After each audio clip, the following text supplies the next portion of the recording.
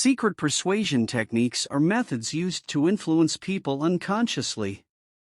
These techniques are supported by serious scientific research in the background and are supported by completely scientific data, not random methods. Today, I want to share with you some secret persuasion techniques that can help you positively influence people. People are tried to be persuaded many times in daily life and use these techniques without even being aware. Learning these techniques can help you communicate and understand people better. Before starting, I want to make it clear that these techniques are not meant to manipulate or deceive anyone. Instead, they are tools that you can use to communicate effectively and build stronger relationships with those around you. So whether you want to convince a friend of something you want, whether you want to learn how producers and marketers are trying to convince us, or whether you want to become a better communicator in your daily life, these techniques can help you achieve your goals.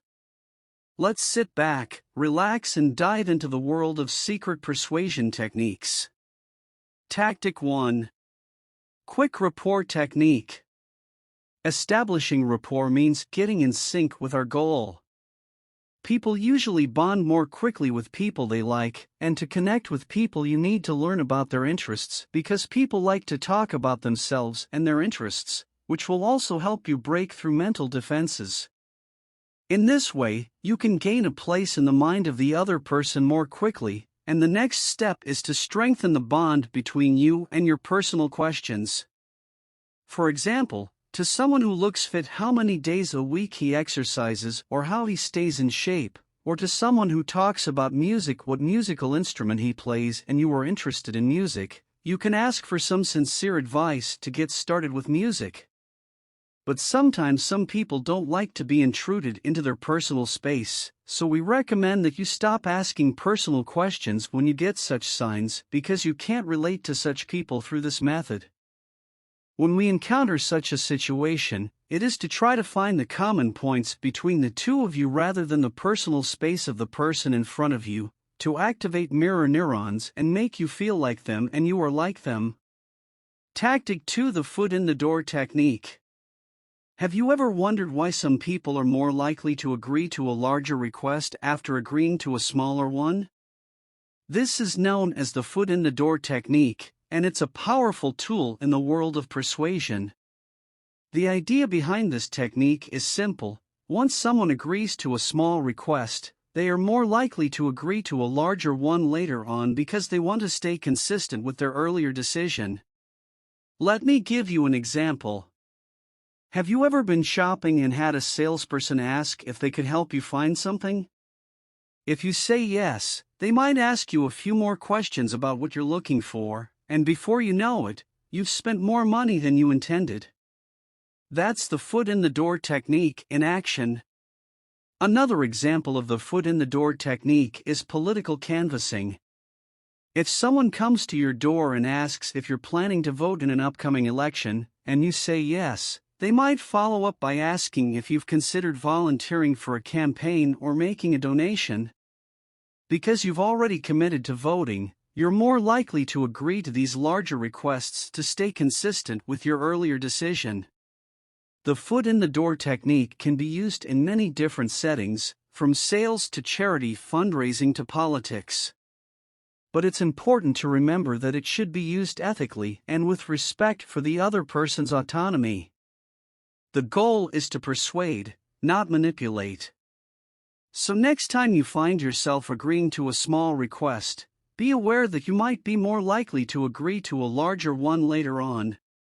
And if you're trying to persuade someone else, consider starting with a small request to increase the likelihood that they'll say yes to a larger one later.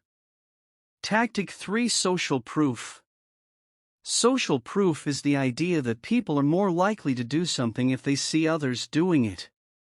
Let me give you a few examples.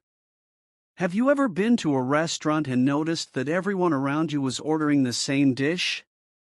You might feel more inclined to order it too because everyone else seems to enjoy it. Or have you ever been shopping online and noticed that a product has a lot of positive reviews? Seeing that others have had a good experience with the product can make you more likely to buy it too. Another great example of social proof is the way we use celebrity endorsements to sell products. Think about it, when you see your favorite celebrity using a particular product, you might be more likely to buy it because you trust their judgment and expertise. And finally, social proof is also evident on social media. Have you ever noticed how people tend to follow the crowd on social media? For example, if a certain post or trend is popular, more people are likely to jump on board because they want to be a part of the popular trend. So, why does social proof work so well? Well, it's because as humans, we tend to look to others for guidance when we're unsure of what to do. When we see others doing something, it signals to our brains that it's safe and acceptable. So, if you're looking to persuade someone to do something, consider using social proof to your advantage. Tactic for scarcity. The scarcity technique is based on the idea that people tend to place a higher value on things that are rare or hard to get. When we perceive something as scarce or limited, we feel a sense of urgency or fear of missing out, FOMO, and we're more likely to take action to acquire that thing before it's gone. Businesses and marketers know this, and they often use scarcity tactics to create demand for their products or services. Here are some examples. Limited time offers. Have you ever seen an ad that says sale ends tomorrow or limited time only? These are examples of scarcity tactics that create a sense of urgency and encourage people to buy before the offer expires. Limited quantity. Another way to use scarcity is to limit the quantity of a product or service. For instance, a store might advertise a product as only 3 left in stock or limited edition to create a perception of scarcity and encourage people to buy before the item is sold out. Apple's iPhone launches. Every time Apple launches a new iPhone, people line up outside their stores to get their hands on the latest model. One reason for this is the perception of scarcity. The new iPhone is only available in limited quantities at first, creating a sense of exclusivity and urgency for those who want to be the first to have it. Concert tickets. Have you ever tried to buy concert tickets online and found out they were sold out within minutes?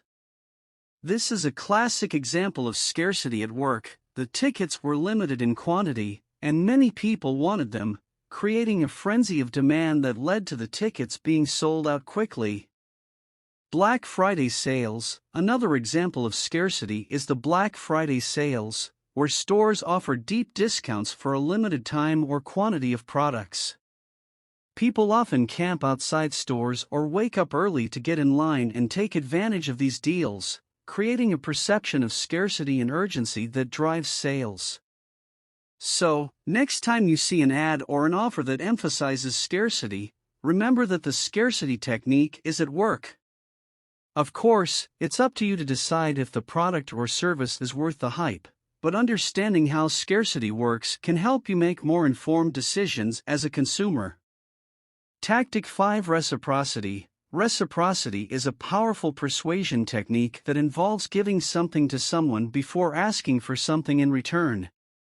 This creates a sense of obligation and gratitude, making the other person more likely to comply with your request. Here are some tips on how to use reciprocity to persuade. Start with a genuine and personalized gesture. To effectively use reciprocity, you need to genuinely connect with the other person. Start by understanding their needs and interests, and offer them something personalized and valuable to them. For example, if you're trying to persuade a potential client, you could send them a personalized gift related to their interests or work. Give first, then ask. After establishing a connection, give something to the other person before making your request. This could be a small favor, a useful piece of information, or a recommendation. Doing so will trigger the reciprocity principle, making the other person feel more obligated to return the favor. Be specific and clear about your request. After giving something to the other person, Make sure your request is specific and clearly stated. Be honest about your intentions, and clarify why your request would benefit both parties. Follow up and express gratitude. Once the other person has fulfilled your request, make sure to follow up and express your gratitude. This will reinforce the sense of reciprocity and deepen the connection between you and the other person. By using reciprocity in your interactions, you can build stronger relationships and increase the likelihood of getting what you want. Remember to be genuine, specific, and grateful, and you'll be well on your way to mastering the art of persuasion. Yes, everyone! Thanks for tuning in to learn about the secrets of persuasion. I hope you found this video informative and useful. As you've seen, persuasion is a powerful tool that can be used for both good and bad purposes. It's important to use these techniques ethically and responsibly to improve communication and achieve positive outcomes for all parties involved. Remember, persuasion is not about manipulating or deceiving people, but about understanding their needs, desires, and motivations, and finding ways to fulfill them in a mutually beneficial way. I encourage you to use these techniques wisely and with good intentions, and to always be mindful of the impact your words and actions have on those around you.